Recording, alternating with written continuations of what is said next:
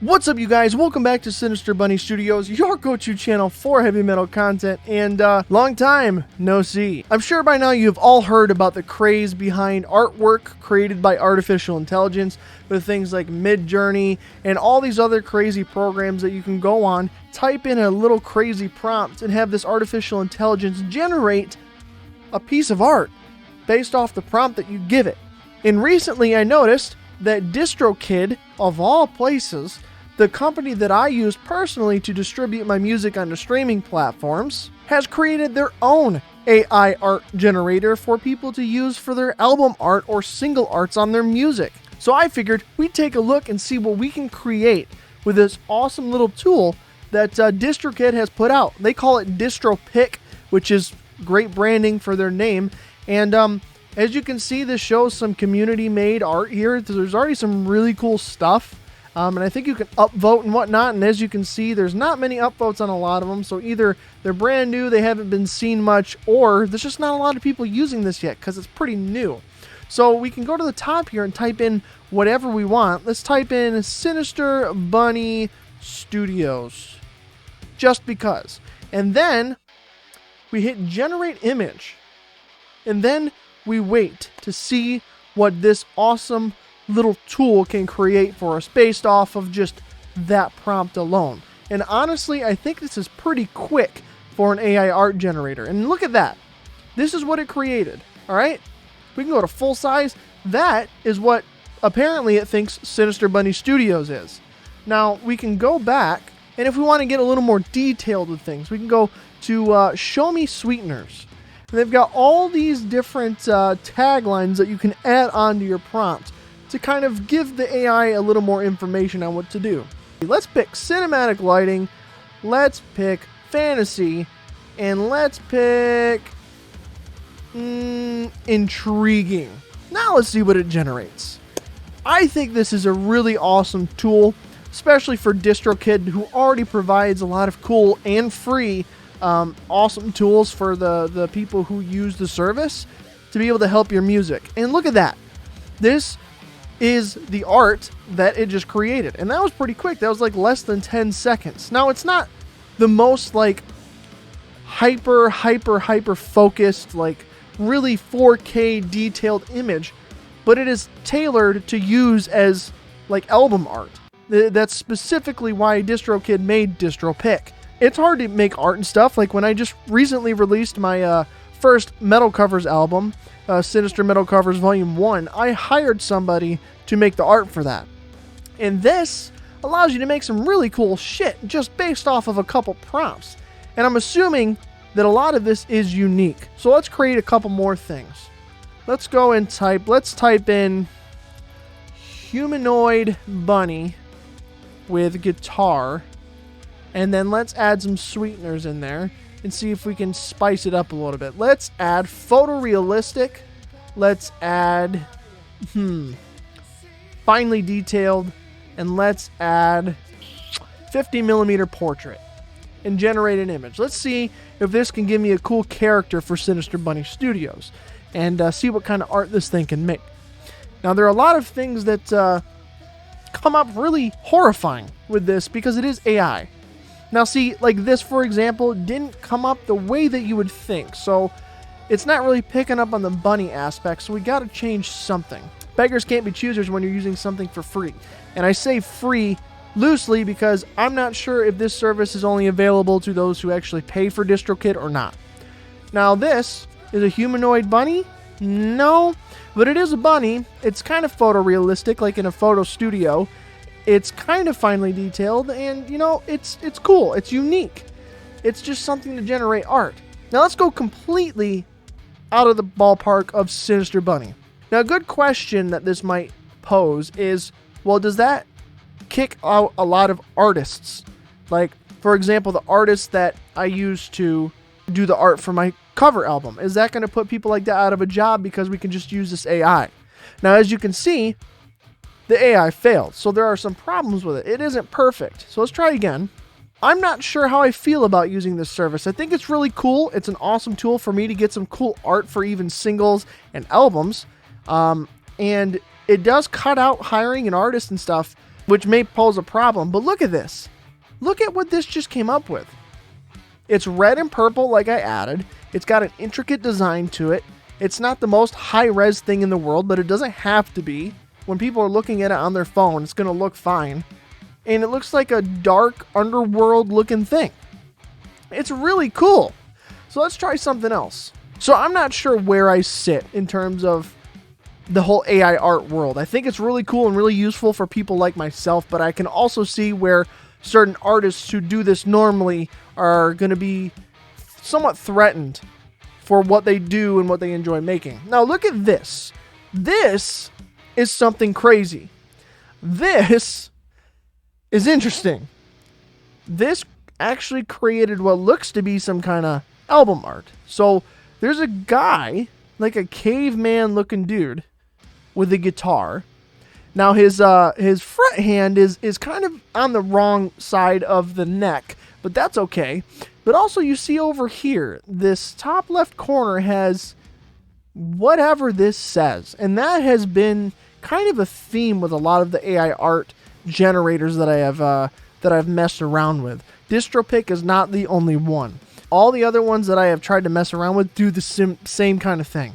It's just some weird stuff with words. And I wish that wasn't there, especially if I'm using this for album art. I would not want any words in there, but that is an interesting piece of art.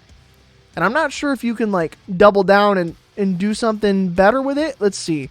Repeat. I guess I can repeat. I don't know if that just regenerates a fresh idea or if it fine-tunes the one that was just made or not. But there's a lot of cool stuff that you can make with this, and some of it, most of it, will surprise you. Like, look at this. That is fucking sweet. Look at that.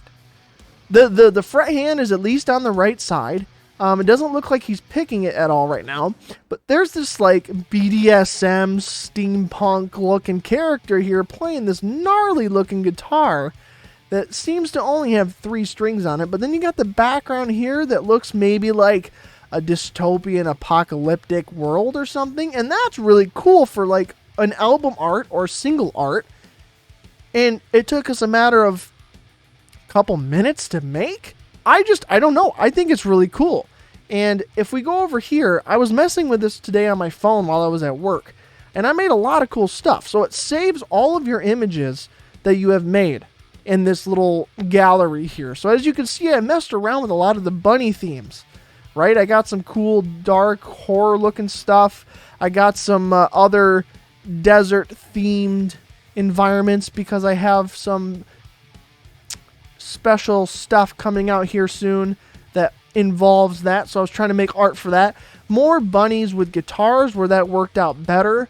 And then some evil looking bunnies here. It got some more kind of interesting bunny stuff going on here where it's creating some kind of fan artish type stuff. And as you can see, it creates a wide range of different styles. And like this one, I think this one is really cool. I like this one a lot. That to me is really, really cool. And I mean, it made all sorts of crazy stuff. It made this crazy like haunted house looking thing. And all I put in was stylized environment, small haunted house, concept art, intriguing, purple, sinister. And it made that. So it's just words. And then you also got these purple characters here. It kind of went in a weird direction that I wasn't trying to go. And some other dark styles here. And then there's some like actual kind of metal album artwork looking stuff here that I honestly have used in place of some of my single art that I made myself. Like, look at this. Minus the words at the bottom. That looks like a heavy metal album. Some of this other art, like this right here, this is Musicians of the Underworld. Cinematic lighting and detailed. That is awesome. I would most definitely use that for an album.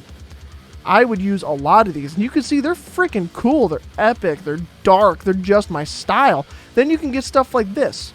Like I used this for Omega. My song Omega that I released like 2 years ago. That's just cool. It's like cell shaded. It's more colorful. It's not as dark metal looking, but it's different. It's a kind of original. And then you get dark stuff like with these monsters like that and that and that. Like this is also really cool with the motorcycle, just minus the words.